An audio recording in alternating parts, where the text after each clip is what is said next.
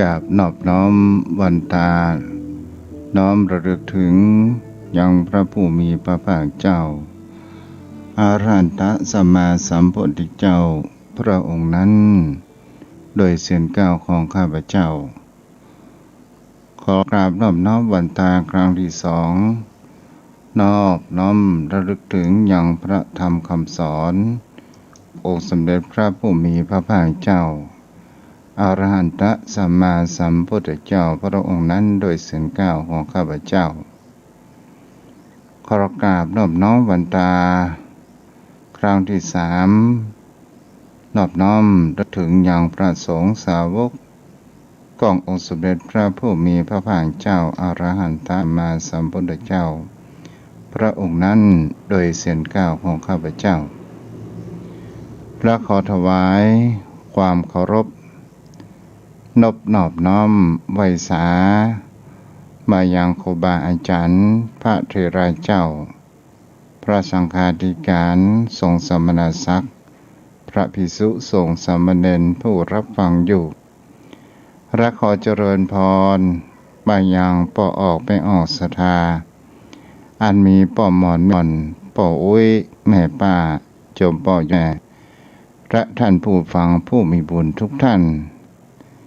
ที่ติดตามรับฟังธรรมะยำแรงทางสถานีวิทยุเพื่อการศึกษาพระพุทธศาสนาและวัฒนธรรม 104.5 เมกะเฮิรตซ์ออกจากห้องส่งวัดฝ่ายหินตำบลสุเทพอำเภอเมืองจังหวัดเชียงใหม่โดยความเมตตาธรรมของท่านอาจารย์พระครูสมุยวิศวัตรวรกิจโจผู้อำนวยการสถานีวิทยุแห่งนี้ผู้มีความหนาในการมอบหมายให้ตัวของอาตมาภาพได้ออกรายการในช่วงแมลงวันพัดและวันศุกร์ก่อนจะเคารพธงชาติโยมพ่อโยมแม่สารธรรมคติธรรมที่ทุกเจ้าได้มามาจานี้โโยมพ่อโยมแม่นั้นได้รับฟังและก็นำเอาไปคิดพิจารณาว่าสิ่งใดที่ควรจะกลไกเอาสารไปในการกระทำในทางที่ดีนั้นก็การเอาสารนั้นทุกเจ้าบ่ได้มาสอนมาสั่งบ่ได้มาบังคับกฎเกณฑ์ใดๆทั้งสิ้นธรรมรักของพระพุทธองค์นั้น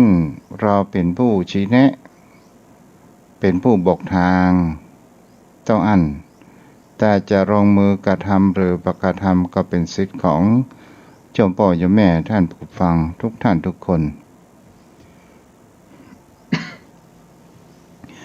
วันนี้เราก็มาอยู่กับกันในช่วงนี้ก็รู้สึกว่าเริ่มมีอากาศหนาวอากาศเย็นเข้ามาแล้วก็พระอาทิตย์ก็รับเวยโยมพ่อโยมแม่ในช่วงนี้ก็ถือว่ามันอยู่ในช่วงฤดูหนาวฉะนั้นก็ปวดรักษาสุขภาพร่างกายของเราตัวเพราะว่าบางท่านบางคนนั้นก็เป็นภูมิแพ้ด้วยความเป็นห่วงจากตัวเจ้าบ้านทุ่งปากเก็ตเนาะบ้านนอกบ้านนาอยู่กลางโต้งกลางนา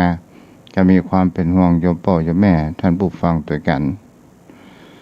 วันนี้ก็มีธรรมะที่จะมาจาโยมพ่อโยมแม่เกี่ยวกับการกระทำที่มีเพราะว่าทำความดีนี้แสนยากทำความดีแสนยากบางสิ่งบางอย่างก็เท่าว่ามันแสนยากจริงหรือบางครั้งบางคราวเราก็มีคำถามในใจว่าความดีนั้นมันทำได้ และเป็นสิ่งที่คนเฮานั้นและการรักษานั้นมันสัญญาเช่นเดียวกันมันตรงกับมันตรงกันมันตรงกันข้ามเกี่ยวกับความชั่วทำง่ายและก็มีความแต่ความทำง่ายและก็ทำให้เดือดร้อน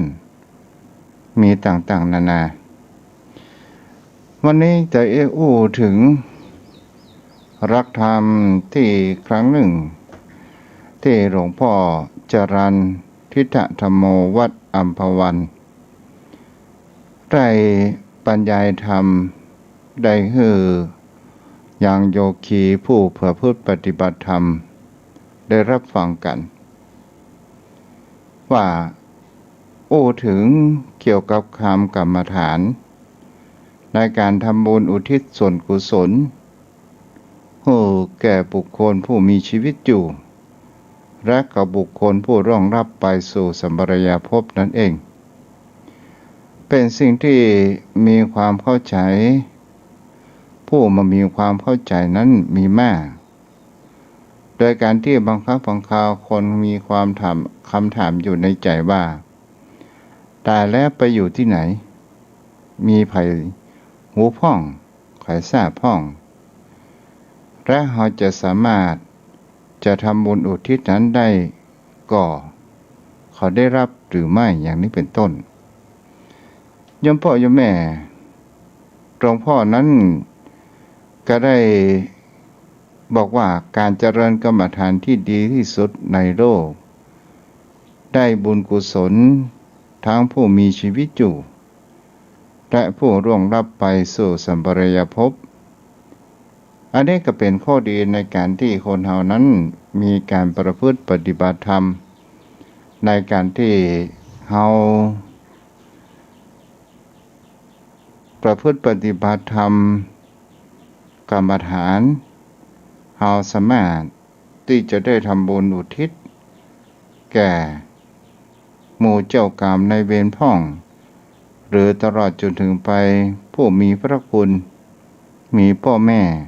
บรรดาบิดาของเฮาญาติพี่น้องต่างๆหลวงพ่อนั่นก็ได้ยังยกเรื่องเกี่ยวกับกันว่า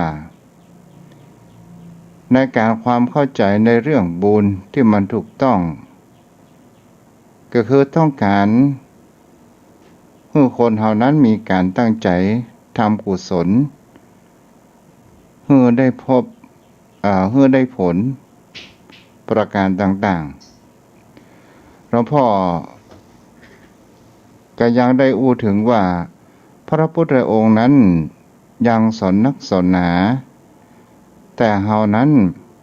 บ่ได้ฝึกถึงคำว่าบ่ถึงขั้นที่ว่าดียังบ่พอยังบ่พอดียังบ่เหมาะสมเตื้อยังบ่เสมอต้นเสมอปลายในสิ่งที่นี้โยมพ่อโยมแม่มันคืออะไรอย่างเพราะว่าคนเฮานั้นบางครั้งบางคราวบางท่านบางคนก็ทำเสมอต้นเสมอปลายแต่บางคนนั้นได้รับการฝึกในการประพฤติปฏิบัติธรรมในกรรมฐานในสติปัฏฐานสี่ก็ตามอานาปานสติก็ตามเราได้ฝึกบางครั้งบางคราวเราได้ไปปฏิบัติแล้วเราได้เรียนรู้ต่างๆแต่เรากลับมาบ้านมาจองเราไม่ได้ต่อยอดไม่ได้ทำก็คือว่าเรานั้นยังขาดเกินเหมือนกับทุกเจ้าที่ได้อู้ว่าเหมือนกับเราปลูกต้นไม้ปลูกละทิ้งไว้ไปตามฟ้าดินอากาศถ้าเป็นหน้าฝนคงจะโตถ้าเป็นหน้าหนาวและหน้าแล้งคงจะตายโดยการที่เรานั้นไม่ได้เอาใจใส่นั่นเองมันก็เลยมาเติบโตมันก็มามีความเสมอต้นเสมอปลายนั่นเองการสิ่งที่คนเรานั้นฝึกจิตใจของเราทางให้มีอยู่ตั้งอยู่ในทางด้านกุศลก็คือทางด้านที่ดี ทางด้านการที่เราได้ประพฤติปฏิบัติธรรมให้เรานั้นมีความเต็มขั้นและก็จะทำให้เรานั้นกจัดศัตรูต่างๆนานานั้นเกิดขึ้นได้แต่ผู้คนเราทั้งหลายโยมพ่อโยมแม่ส่วนมากนั้นถ้าเราโอ้เรื่องกรรมฐานคนเรานั้นจะประชอบในเรื่องการประพฤติปฏิบัติเพราะว่ามันเป็นทวนกระแสแห่งกิเลสทวนกระแสแห่งน้ำทวนกระแสของกิเลสก็หมายถึงกับว่าเฮาฝืนจิตฝืนใจเฮาไม่ยอมชนะมันนั่นเองและก็เป็นสิ่งที่น่าคิดน่าพิจารณาเหมือนกันว่าเฮาพอผู้คนทั้งหลายครั้งพุทธกาลก็ตามในอดีตกาลก็ตามผู้คนเฮานั้นเป็นพระอริยบุคคลนั้นก็มีมากมายพระอริยบุคคลผู้อันประเสริฐหรือว่าพระสงฆ์สุปฏิปันโนผู้ประพฤติปฏิบัติตรงแล้วปฏิบัติดีแล้วเทระสทาญาติโยมทั้งหลายและครั้งในพุทธกาลถามว่าผู้มีบรรลุก็มีมากมายผู้บ่บรรลุก็นั้นก็ยังมีอยู่ในโลกปัจจุบันของเฮาก็ตามมาถึงการของเฮาในครั้งในอดีตของในเมืองไทยของเฮาที่เป็นพระอริยบุคคลก็มีมากที่ทางเหนือของเฮาก็เรียกผู้บรรลุเฮาก็พอลองสังเกตในการที่เปิ่นมีศีลจารวัตรในการประพฤติปฏิบัติดีนั่นเองอันนี้ก็เป็นสิ่งที่คนเฮานั้นกระหันโยมพ่อโยมแม่ก็มีหลายรูปเช่นเดียวกันแต่ตนตัวของคนเฮานั้นจุดมุ่งหมายในการทำบุญกุศลในการประพฤติปฏิบัติธรรมกรรมฐานนั้นมันก่อให้เกิดแห่งการเรียนรู้แห่งจิตใจของคนเฮาและอยู่ตัวคนเฮาและทำให้จิตใจของเฮานั้นชำระกิเลส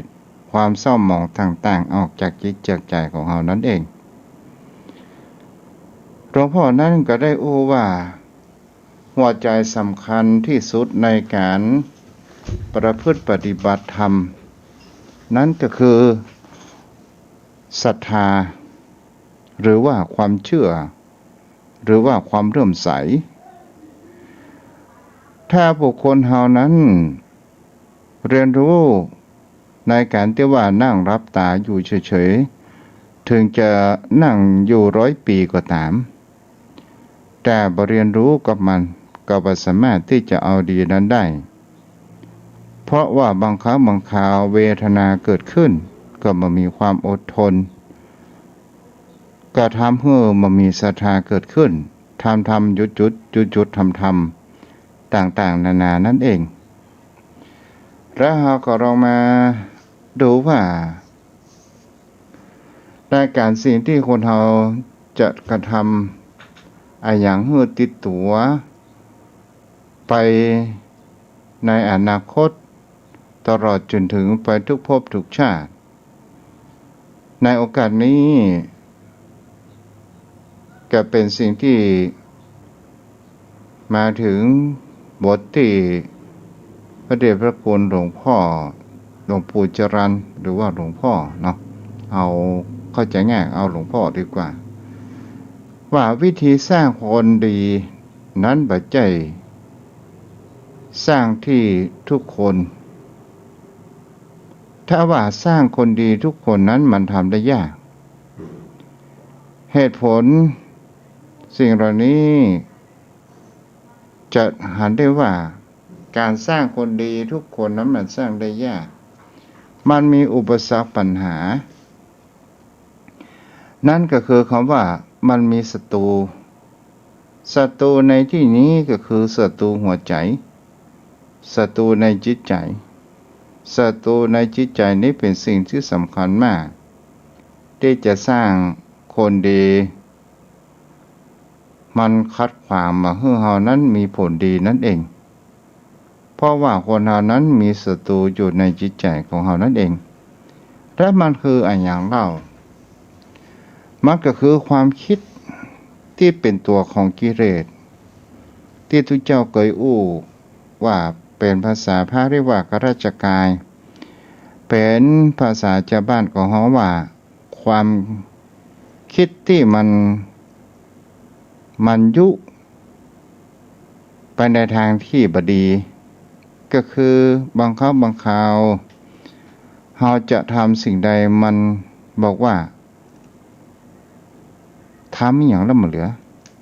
ไปอย่างไปประพฤติปฏิบัติธรรมบอกกลัวกะนั่งเมินบอกกลัวเป็นเนบชากะเมื่อยกะแล้วภายเฉพาะบ้านพ่อจองไปอย่างบ่ต้องไปสุดท้ายถ้าว่าเฮาเป็นคนที่จิตใจบอกแข็งแกร่งเฮาก็จะแพ้มันนั่นก็เรียกว่ากิเลสมารหรือว่าศัตรูหัวใจนั่นเองในการที่เราจะกระทำดีตลอดจนถึงบางครั้งบางคราวโยมพ่อโยมแม่เราก็จะต้องฝึกให้จิตใจของคนเรานั้นมีความแข็งแกร่งเกิดขึ้นก็โดยการที่เราได้ทำอันหยังเป็นเนืองนิดแล้วก็ก่อให้เกิดแห่งการฝึกทำสมาธิต่างๆเพราะว่าคนเราบางคนศรัทธาญาติโยมโยมพ่อโยมแม่มันมีตัวขัดขวางเปิ่นฮ้องว่าอย่างเช่นคนเราได้ยินข่าวเล่าลือกันว่าฉีดวัคซีนตายแต่มามีไผอู้ถึงว่าฉีดวัคซีนแล้วมีภูมิต้านทานอย่างดีแล้วป้องกันตายต่างๆมีคนอู้แต่คนอู้ทางด้านลบเป็นส่วนใหญ่ก็หมายถึงว่าคนเฮานั้นอู้ในทางด้านลบกันเป็นส่วนใหญ่เลยทำให้จิตใจของคนเฮานั้นมีความตื่นตระหนกและมีความวิตกกังวลดังเลและสงสัยอย่างนี้ก็เช่นเดียวกันโยมพ่อโยมแม่ในการฝึกจิตใจของคนเฮานั้นมันก็ย่อมมีศัตรูที่เกิดขึ้นจิตใจและมีสิ่งที่มันขัดขวางแต่ถ้าเราฟันฝ่าสิ่งเหล่านี้ไปได้ก็จะทำให้เรานั้นหันสิ่งที่ว่าเป็นความดีหรือว่าความสุขอันทางด้านจิตใจความสุขทางด้านจิตใจนี้กับความสุขทางด้านกามหรือว่าทางด้านราคะความสุขสองประการนี้เป็นความสุขที่ทำให้คนเฮานั้นหันว่าความสุขทางด้านราคะเป็นความสุขเพียงแค่ชั่วคราวแต่ความสุขอันเกิดขึ้นจากจิตใจในการประพฤติปฏิบัติธรรมก่อให้เฮาเกิดแห่งความสมดุลและกระทำให้จิตใจของเฮานั้นมีความสบายและเฮาจะหันแห่งคำว่าสัจธรรมของบนโลกใบนี้และเฮาก็จะเรียนรู้แห่งชีวิตนั่นเองเจ้าพ่อเจ้าแม่เพราะว่าจิตใจของผู้คนเฮานั้นมันชอบไหลไปตามกระแสของกิเลสมันก็คือไหลไปตามแห่งความสบายภายนอกและก็เป็นสิ่งที่มันขัดขวางขัดคอประการต่างๆที่เขาว่ามันเป็นศัตรูหัวใจนั่นเองอย่างเช่นเฮาหันข่าวโยมพ่อโยมแม่ที่ว่ามีผัวก็ตามเมียก็ตามนอกอกนอกใจภรรยาก็ตามและมีกิ๊กมีก๊อกแล้วมีผู้คนเล่าขานมาบอกว่าผัวมึงมีกิ๊กผัวมึงมีจู้เมื่อฝ่ายภรรยาได้ยินอย่างนั้นก็ได้เกิดแห่งความโกรธเกิดขึ้นเมื่อความโกรธเกิดขึ้นก็มีความยึดมั่น เกิดขึ้นติดตามมาและเกิดเนี่ยเขาว่ามายอมและก็ได้ติดตามก็โดยการที่มีความหึงหวงแล้วก็ไปฆ่าไปฟันไปยิงกันแต่ถ้าว่าคนเฮามีสติล่ะดองใจการพิจารณาไปว่ามันเป็นภัยพิษกันแน่พวกของเฮาเป็นผู้พิษหรือว่าไม่ยิงเป็นผู้พิษบางครั้งบางคนนั้นก็ได้ที่มันมีจิตใจสูงส่งมันก็ตกอยู่ในใต้อำนาจแห่งคำว่าโทสะคือความโกรธแต่สุดท้ายก็ยิงฆ่ากันตายไปฝ่ายหนึ่งแต่สุดท้ายเราก็ต้องนั่งคุกติดตารางไปเมื่อเราทำแล้วเราสบายใจในช่วงระยะแรกระยะต่อมาก็คือต้องขึ้น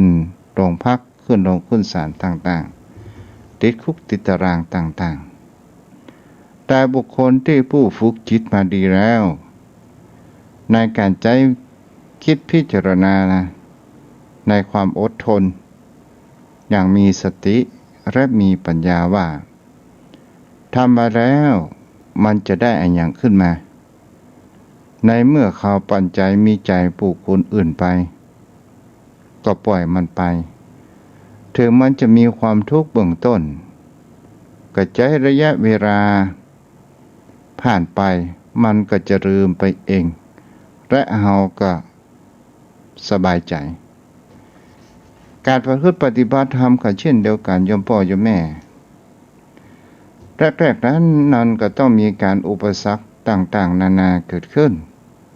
แต่เป็นความสุขแห่งนิรันดร์และจะมีสติและก็เป็นกำแพงที่จะป้องกันเพื่อจิตใจของเรานั้นบ่ตกอยู่ในอำนาจ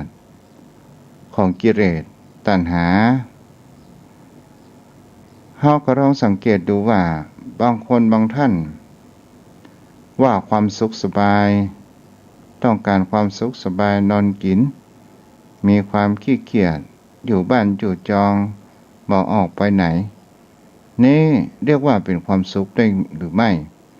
มันก็เป็นความสุขเพียงแค่เปลือกนอกแท้ที่จริงแล้วถ้าเขาบ่ไปทำมาหากินเขาก็จะต้องมีความหิว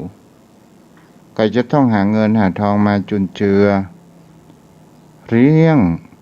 ร่างกายของตัวเองนั้นอยู่เสมอ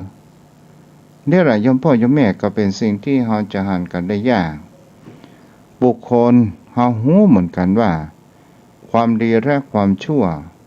หูเหมือนกันว่าศีลธรรมอันหยังที่จะนำพาเราไปสู่ในภพทางที่ดีอันหยังที่จะนำพาเราไปสู่ในภพทางที่บ่ดีเราก็หูกันแต่บุคคลเฮานั้น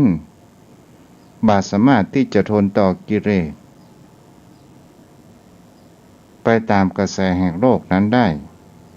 เพราะว่าบางครั้งบางคราวมันก็ทำให้คนเฮานั้นมืดมนและมีอวิชชาปิดบังตาปิดบังความคิดไปต่างๆนานาเกิดขึ้นเฮาก็ลองพอละครแห่งชีวิตจมพ่อจมแม่ละครแห่งชีวิตของคนเฮานั้นอย่างก้าวแรกตั้งแต่เฮาเกิดมาจนถึงปัจจุบันคนเฮาก็ย่อมมีอุปสรรคและปัญหากันต่างๆนานาเกิดขึ้นบางคนนั้นเกิดมาก็ได้กำพร้าพ่อบางคนเกิดมานั้นจากมันต้องบรรดามากำพร้าแม่ก็มีบางคนนั้นมาในช่วงระยะหนึ่งก็ต้องพลัดพรากจากอ้อมอกพ่อแม่ไปอยู่กับตายายหรือป่าอุ้ยแม่อุ้ยตามภาษาบ้านเฮาและก็เป็นสิ่งที่คนเฮานั้นมีความลำบากยากเข็ญอยู่มากมาย บางคนนั้นเกิดมาอยู่ในฐานะยากจนต้องดิ้นรนสู้ฟันฝ่าอุปสรรคต่างๆเพื่อที่จะได้เงินมาจุนเจืออย่างครอบครัวและตนตัวของตัวเราเองบางคนก็ต้องมีอยากเรียนแต่มามีทุนก็ได้ออกซ่อหาเงินหาทองส่งตัวเองนั้นเราเรียนบางคนนั้นก็เรียนกศนพัฒนาตัวของตัวเองนั้นเรียนให้มันจบสูงได้กับเพื่อที่จะมีใบเบิกทางเมื่อจะมาผ่านจุดตรงนี้ได้ก็จะต้องทนมรสุมแห่งชีวิตอยู่มากมายทนต่อความเหยียดหยามช้ำอกช้ำใจอยู่มากมายเดินมีโทรศัพท์เข้ามา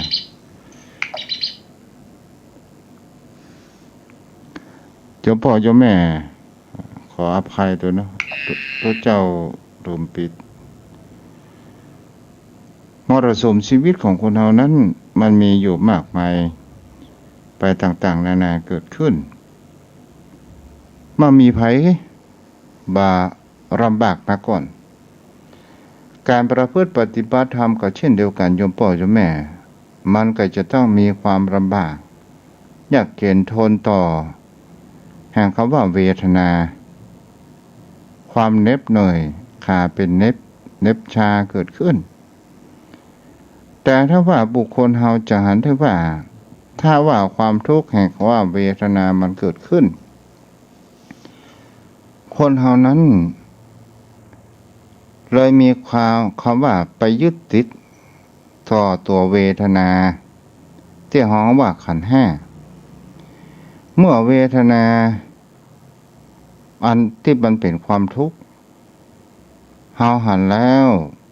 ว่าเวทนามันเกิดขึ้นปวดแข้งปวดขามากมายเมื่อใด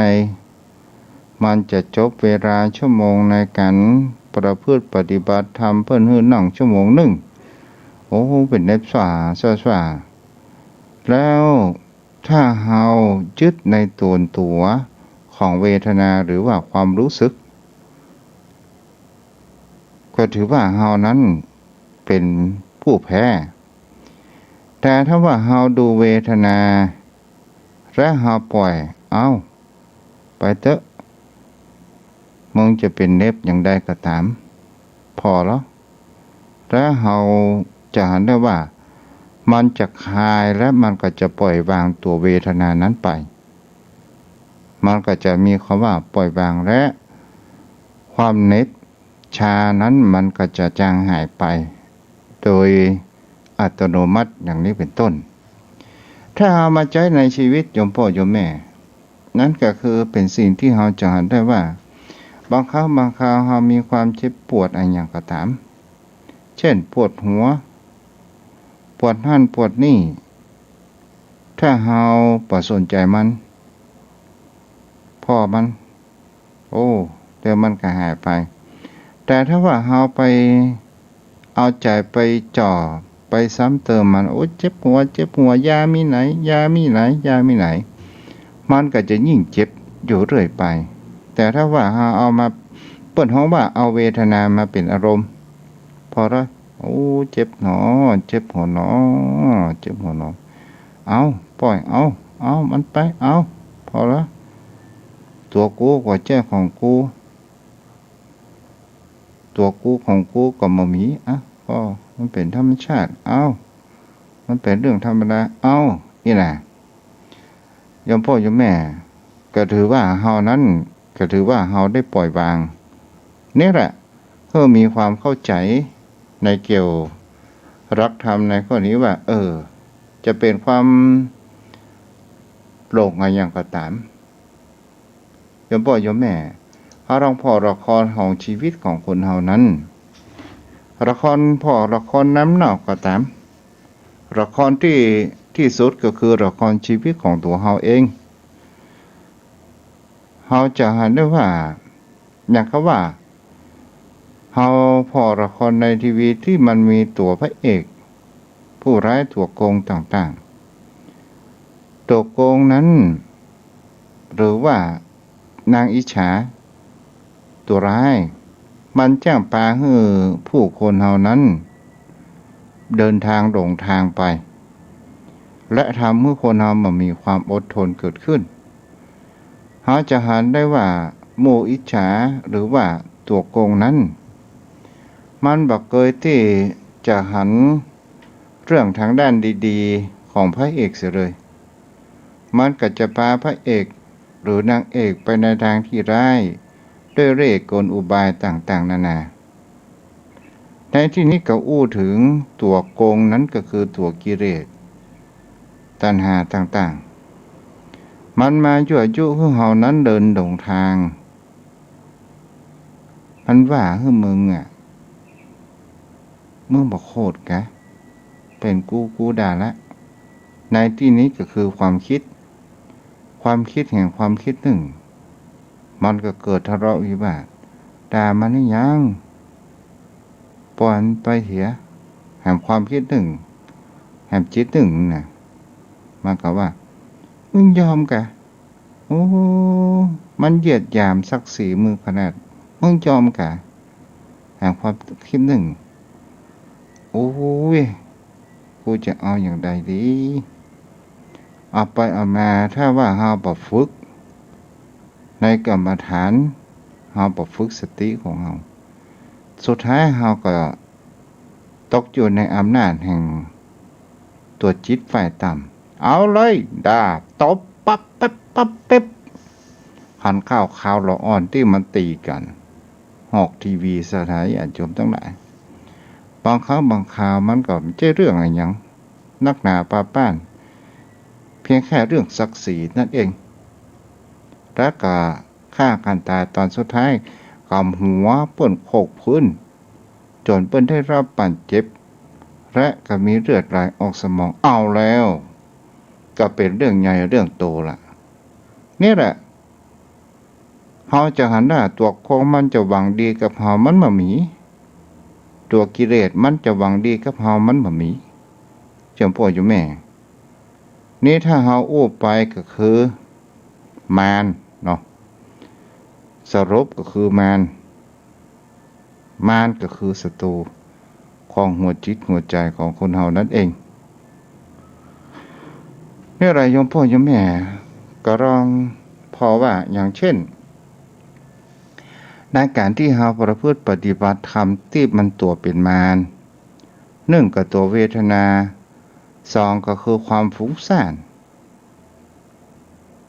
ที่เวลาเฮาทำสมถกรรมฐานก็ตามตัวแห่งความฟุ้งซ่านมันจะมาจุหลอกเฮาว่าความง่วงเหงาเฮานอนต่างๆนานาเหล่านี้ถ้าเฮายอมต่อมันเฮาก็จะลุกโอ้ยเจ็บแข้งเจ็บขากันเดียวบางคราวคำเดียวก็ดีใจกันเดียวก็เสียใจบางคราวก็หลงว่าได้ฌานได้ญาณโดยบ่ได้มีครูบาอาจารย์เป็นผู้กำกับเลยไปเดินทางหลงผิดทางด้านทำสมถะวิปัสสนาหันว่าไปหันเทวดาหันที่รู้วันตายอย่างนี้เป็นต้นนี่แหละโยมพ่อโยมแม่การทำสมถะวิปัสสนาก็ตามจะต้องมีคำว่าครูบาอาจารย์ผู้ทำผู้สอนสั่งอบรมทางด้านวิปัสสนาเปิ้นเฮาว่าวิปัสสนาจารย์สอบอารมณ์อย่างนี้โยมพ่อโยมแม่ก็ยังมีเวลาเหลืออยู่มากก็มาอู้โยมพ่อโยมแม่แหมตัวหนึ่งก็คืออำนาจเป็นสิ่งที่ทำให้คนเฮานั้นกลัวมากอำนาจต่างๆนานาโยมพ่อโยมแม่อย่างเช่นสมมติว่าเปิ้นนิมนต์ตัวเจ้า ไปบรรยายธรรมต่อหน้าเจ้าคณะภาคนี่เนาะหรือว่าเจ้าคณะจังหวัดโอ้ศรัทธาญาติโยมทั้งหลายอยู่บ้านนี่เขาเก่งมากแต่หูว่าจะได้ไปเทศน์ส่องหน้าเพิ่นนี่นะมันก็จะเริ่มมีความวิตกกังวลความสั่นความกลัวต่างๆอันนี้เพิ่นเรียกว่าอำนาจและอำนาจเป็นสิ่งที่คนเฮานั้นมันทำให้คนเฮานั้นเป็นบ้าได้ก็ว่าในอำนาจในที่นี้จะอู้ถึงอำนาจแห่งคำว่าความโลภความโลภนั้นเป็นสิ่งที่ทำให้เฮานั้นเปิดห้องว่าทำให้เฮานั้นมีความกุ้มอกกุ้มใจและทำให้เฮานั้นมาหันพี่หันน้องไปต่างๆนานาอำนาจแห่งคำว่าโทสะคือกำลังโกรธเช่นเฮาบ่ถูกอกถูกใจกระชกตีต่อยกันฆ่ากันต่างๆนานาอำนาจที่น่ากลัวมากที่สุดนั้นก็คืออำนาจโมหะก็คือคนเฮาถ้าเฮาได้หลงสิ่งใดถ้าปราศจากในการที่เฮามาหันเหตุผลและก็จะทำให้เฮานั้นมีความเสียอกเสียใจในภายหลังต่างๆมีความเอาวิชามาปิดบังตาทำให้เฮามีความโง่เขลาเต่าตุ่นต่างๆนานาเกิดขึ้นนี่แหละเป็นสิ่งที่คนเฮาจะหันได้ว่าบางครั้งบางคราวกระทำให้สิ่งเหล่านี้เฮานั้นคือเฮานั้นบ้าได้จมพ่อจมแม่เฮาก็ลองสังเกตดูคนบุคคลที่มีความว่าโทสะมันก็มีพอแล้วเฮาก็พอมันเหมือนก็เป็นคนบ้าเรื่องอันยัง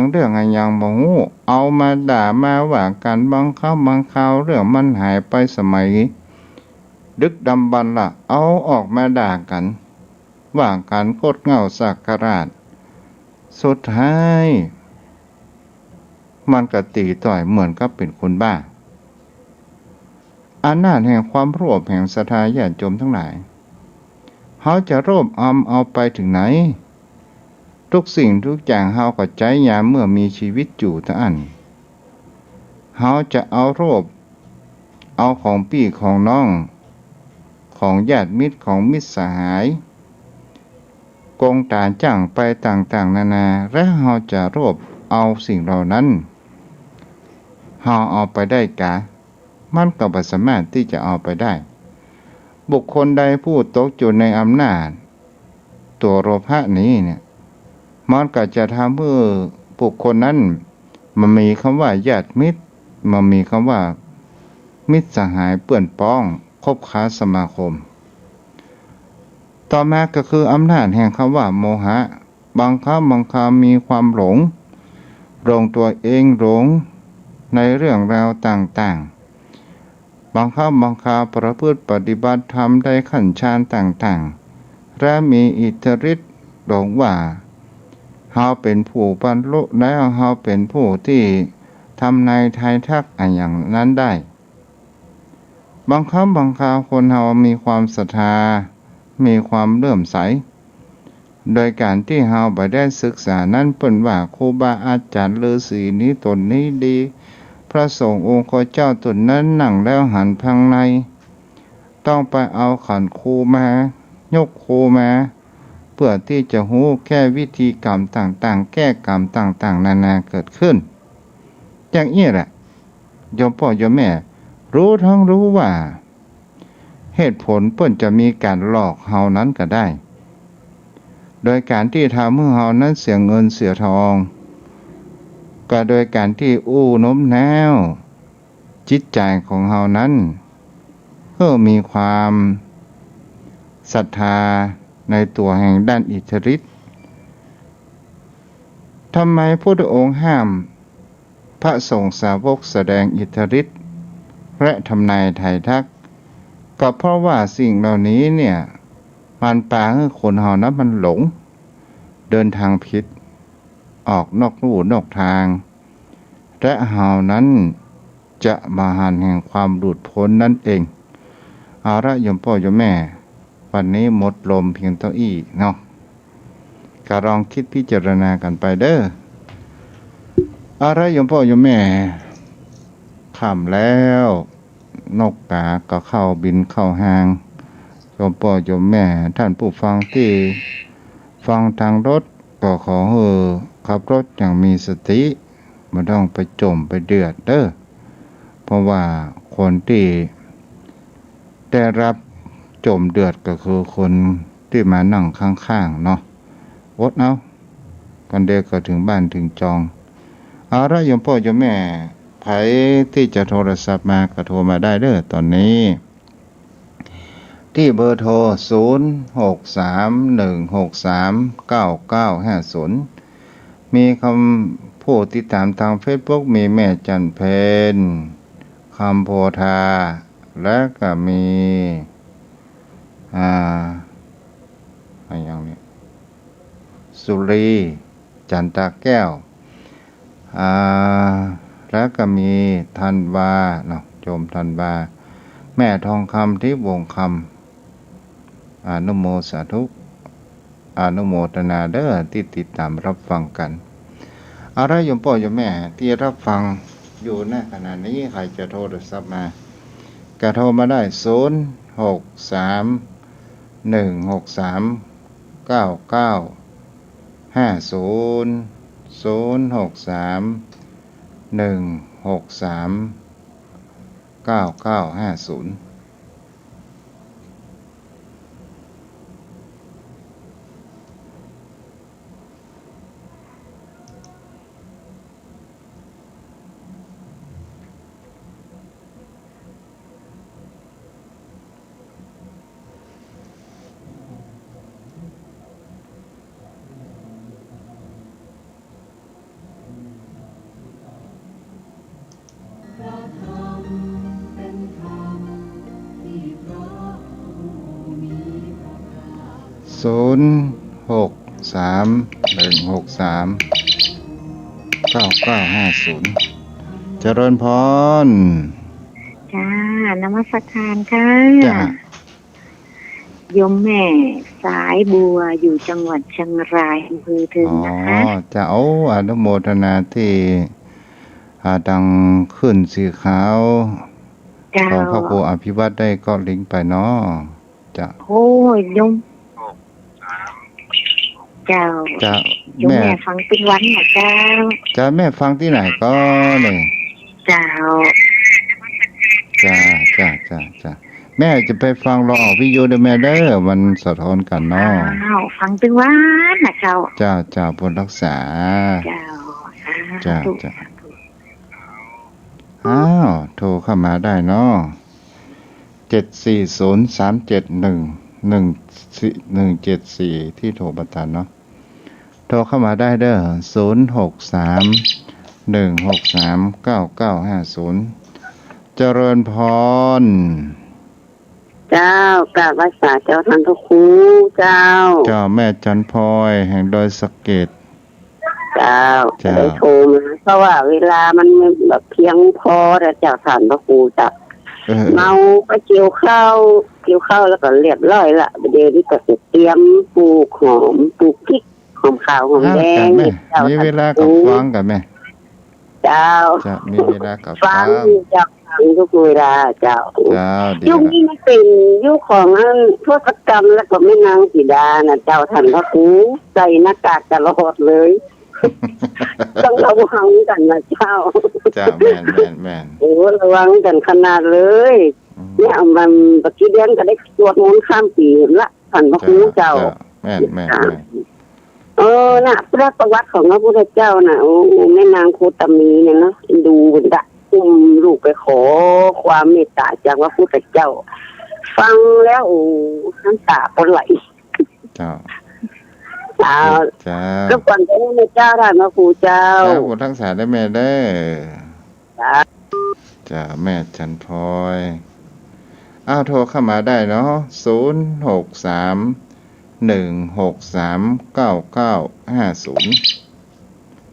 โทรมาเด้อ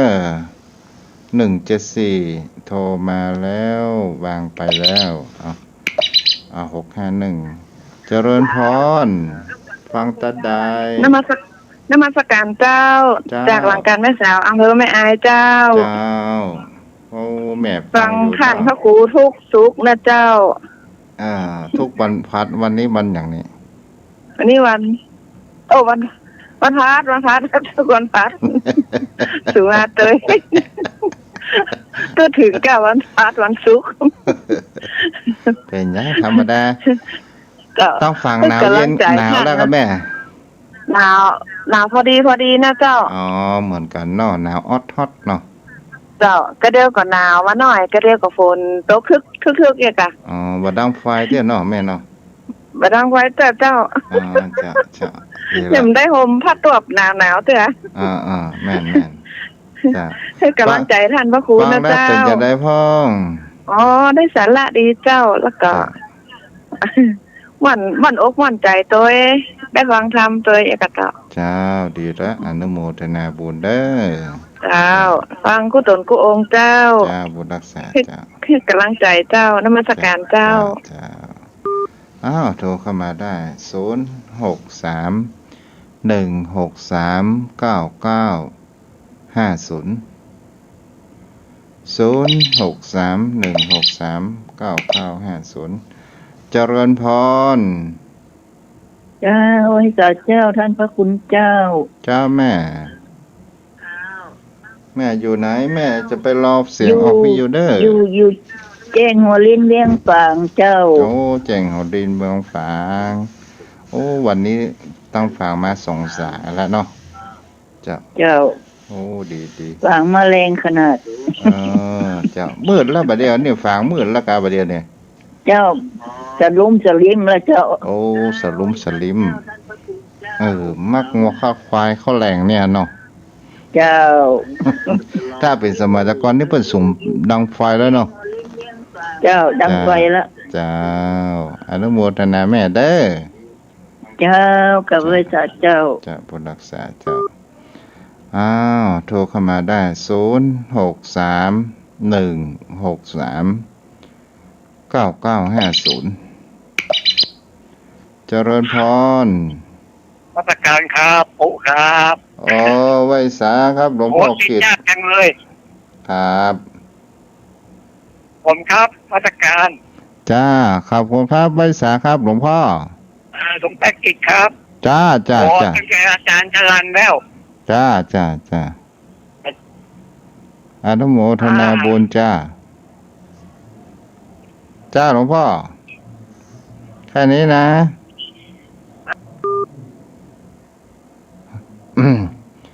เฮาก็บ่เข้าใจเพิ่นเนาะเฮาก็อู้เพิ่นไปเพิ่นจะได้ยินบ่ได้ยินหมูเพราะว่าเพิ่นให้รอเสียงออกวิทยุ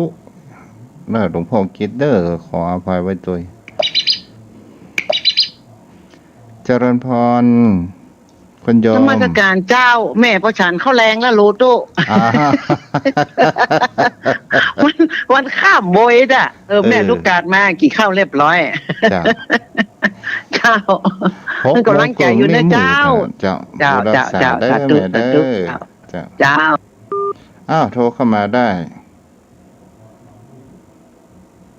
063-163-9950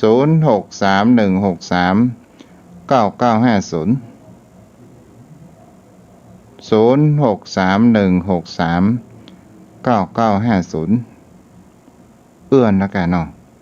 ป้าหนานโทรมาได้ป้าหนานสายันแห่งสารพีโทรมาได้เนาะสนทนาธรรมกันเด้อเนาะ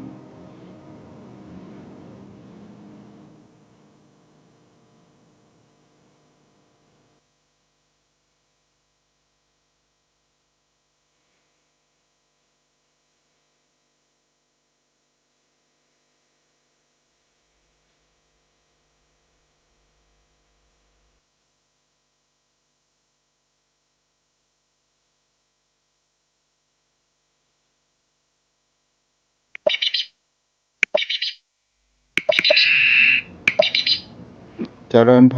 ร ฮัลโหลสวัสดีค่ะเจริญเนี่ยหลวงพ่อ จ้า แต่โยมแล้วนี่อยู่ที่อันเขียนชานะเจ้าอำเภอฝางนะคะ อ๋อเจ้า เจ้าแล้วป๋าจะทำบุญได้แต่ปันหรอก เนาะเดี๋ยวเคยว่ากันเราก็ตุลุง เจ้า นะคะเพราะว่าอันโยมสามีนี่อยู่อันโดยรอนะคะ อ๋ออยู่ได้ เพ รอ ราะว่า เนาะ เหตุการณ์วันเกิดค่ะวันที่9 ธันวานะคะ อ๋อจ้าจ้า เจ้าเดี๋ยวจะโทรไปหากับเนาะ จ้าบทรักษาเด้อแม่ เจ้า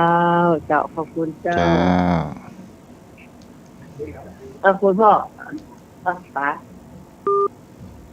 า โทรเข้ามาได้ป้อนานคงจะตันอยู่เนาะเจริญพร ครับกราบแทบใต้ไว้สาบารมีธรรมท่านพระคุณเจ้าด้วยความเคารพอย่างยิ่งครับท่านเจ้า จ้า วันนี้ธรรมบรรณาการอธิบายท่านเจ้าได้สาระข้อคิดหลายอย่างแล้วท่านเจ้า ป้อนาน ครับผม ตัว ว่าได้ มี ครับ ปัญ ท่าน หา เจ้า ถามป้อนานท่านอย่าง ว่าได้ครับ ทำไมผู้คนเฮาเนี่ย มีความเข้าใจผิดอย่างเช่น พระสงฆ์องค์ข้าเจ้าไปเยี่ยมคนป่วยคนไข้เนี่ย บางคนกับญาติบ่เข้าพอใจ ว่าโอ้บัดล่างปอกกูจะตายก้าอย่างนี้น่ะ เป็นบางคนก็ท่านเจ้ามันก็มีนะแต่ว่าครับผมมันไม่ใช่ทุกคน แต่ว่ามันเป็นธรรมเนียมปฏิบัติของพระสงฆ์องค์เจ้าล้านนาของเรานะครับท่านเจ้า จ้า มาตั้งแต่เจนครูบาอาจารย์แล้วครับ เพราะว่าเปิ้นก็นึกถึงศรัทธาเปิ้นเคยอุปถากเข้าน้ำโภชนะอาหาร เมื่อเปิ้นศรัทธาบัสบายมันไปตามกฎของอนิจจังทุกขังอนัตตาเปิ้นก็ไปฮื้อกำลังใจคนเฒ่าคนแก่ที่เปิ้นเคยเข้าวัดเข้าวาเปิ้นหันพระสงฆ์เจ้าพวกก็ดีใจครับ เปิ้นก็ม่วนอกม่วนใจก็เปิ้นก็ทำให้จิตใจเปิ้นจื่นขึ้นมาครับทั้งบ้านผมก็ยังปฏิบัติกันอยู่ครับเปิ้นศรัทธาเปิ้นก็จะบอกโอ้ป้าอุ้ยนะเปิ้นบ่สบายนะทุกเจ้าเน้อมันอันกายเปิ้นก็จะไปแวะไปแอวหาครับไปอู้ไปจ๋าเปิ้นก็จะดีใจ แต่ลูกเต้าเปิ้นนี่มันก็คงจะมีเหมือนท่านเจ้าว่านะครับ เพราะว่าจิตใจคนเฮาแตกต่างกันเนาะบางคนก็ดีใจบางคนก็อาจจะคิดไปจังอันก็ได้ท่านพระคุณเจ้าแม่นแต่ถ้าปฏิบัติอันในส่วนตัวผมว่าดีมากๆเลยครับเพราะว่าทางล้านนาของเฮานี่เปิ้นปฏิบัติเช่นครูบาอาจารย์ก็ทำกันท่านเจ้าก็ไปเยี่ยมไปใจแม้กระทั่งว่าเวลามีงานศพอะครับถึงแม้ว่าเปิ้นจะนิมนต์ในคืนนั้นเปิ้นนิมนต์พระสงฆ์องค์เตศที่อื่นมาในฐานะเป็นเจ้าอาวาสหรือว่าเป็นพระเพื่อก็ไปนั่งนักอะครับเพื่อกำลังใจครับท่านเจ้านะมีบ้านเฮาเพื่อทำอยู่ครับเวลานิมนต์ที่อื่นมาเตศเนี่ยครับเพื่อก็จะไปนั่งเพื่อกำลังใจนะโดยต้องเพื่อก็บ่ใช่คิดอันต้องใส่ซองใส่อย่างเพื่อว่าบ่ต้องมาให้กำลังใจบ่ได้ครับอย่างนี้เนาะในท่านเจ้าอีกคำมึงไปนิมนต์ตัวเจ้ามาเทศทำอะไรอย่างทำมหาวิบากมาเทศคือกูดกะมึงคือกูตายกะอันขมุกับท่านเจ้ามันจะมีหลายธรรมเหมือนกันนะธรรมกุมารพังมหาวิบากกรรมวิบากเลยครับคือเพิ่นทำให้อย่างท่านเจ้ามันแบบคนที่ฟังแล้วแบบเชิงว่าเปิ้นจะตายคือเปิ้นไปชี้แนวทางถ้าว่าอู้ถึงภาษาที่เข้าใจง่ายก็เป็นนำจักจุงแนวทางให้เปิ้นได้สู่สุคติคือในทางพบที่ดีเพื่อเปิ้นกึศไปทางที่ดีครับถึงแม้ว่าเปิ้นจะหมดบุญไปเปิ้นบ่หมดบุญก็ตามเปิ้นหันพระเจ้าพระสงฆ์จิตใจเปิ้นก็จะได้จิตสุดท้ายดวงสุดท้ายของเปิ้นจะได้คิดไปในทางที่มันไปทางสุคติบางทีเปิ้นเมื่อเป็นยามคนได้ฆ่าสัตว์ตัดชีวิตอย่างหลายอย่างแต่ว่าเมื่อหันพระสงฆ์องค์เจ้าละจิตใจเพื่อจะโน้มน้าวไปในทางที่ดีท่านพระคุณเจ้าจิตใจโน้มน้าวจิตใจให้มีจิตมันต้อมในทางด้านกุศลเนาะครับนะท่านเจ้าอธิบายได้ชัดเจนเลยครับผม คือฮู้แต่บ่สามารถถ่ายทอดอธิบายเหมือนท่านพระคุณเจ้าประเดียวนะครับท่านคุณเจ้าได้ชัดเจนเลยครับ ต้อมจิตใจคิดถึงบุญถึงกุศลที่ได้คิดได้สร้างร่วมกันได้ทำบุญมาตลอดครับเปิ้นปล่อยจิตปล่อยใจครับแต่คนที่เป็นพญาตินะท่านเจ้าทุกคนน่ะเปิ้นก็บอกว่าอย่ามาทรมานเขวิบักล้ำเหลือตายก็เพราะอันนี้ตัวเปิ้นอู้นะบ่ใช่ว่าตัวเฮาอู้แตนเปิ้นน่ะเปิ้นจะอู้ออกมาแล้วมันหยังนะเพราะอะไรเพราะนั้นจะสรุปให้ฟังมันมีเวลาความเป็นภัยเพราะว่าจิตเฮาไปยึดร่างมากเกินไปประปงประปล่อยประวาง